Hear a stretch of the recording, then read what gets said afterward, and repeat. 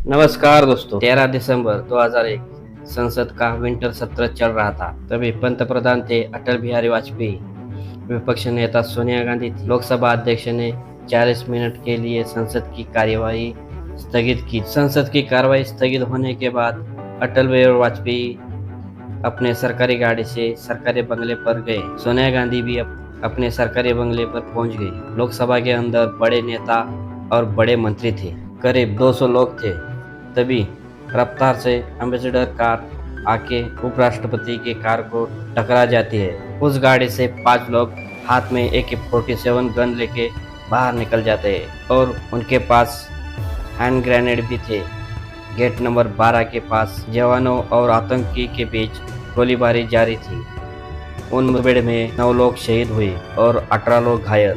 भारतीय जवानों ने उन 5 को मार गिराया। उन खौफनाक दिन को हम लोग भूले भी नहीं थे। तो 13 दिसंबर 2023 को जो नए संसद भवन में हुआ, उससे 22 साल पुरानी यादें ताज़ा हो गई।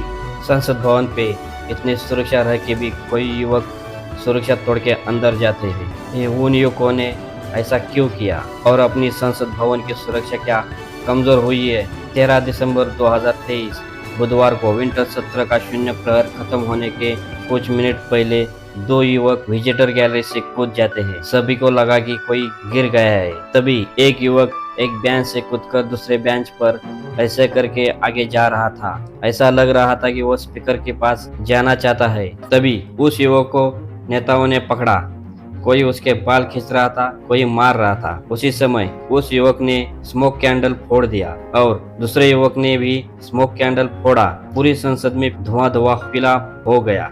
उन दोनों को सुरक्षाकर्मी पकड़कर ले गए। अच्छा हुआ कि उन युवकों ने किसी के ऊपर हमला नहीं किया, खाली ये युवक नारेबाजी कर रहे थे।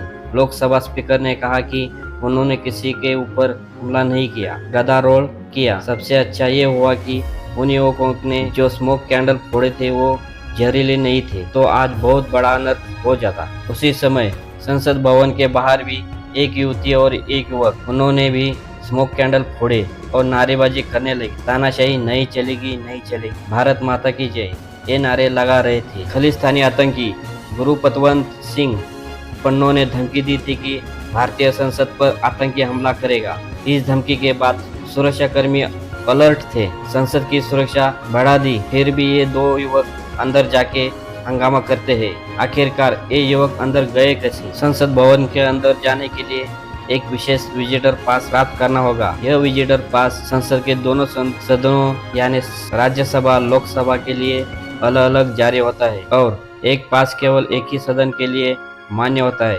यह पास लोकसभा के लिए हरा कलर का और राज्यसभा के लिए मैरून कलर का पास रहता है। ये युवकों ने मैसूर से भाजपा खासदार प्रताप सिम्हा के पास से गए थे। जो 2 युवक अंदर गए थे उनका नाम मनोरंजन और सागर शर्मा है। मनोरंजन मैसूर कर्नाटक का और सागर शर्मा यूपी का है। संसद भवन के बाहर एक युवती थी, उसका नाम नीलम।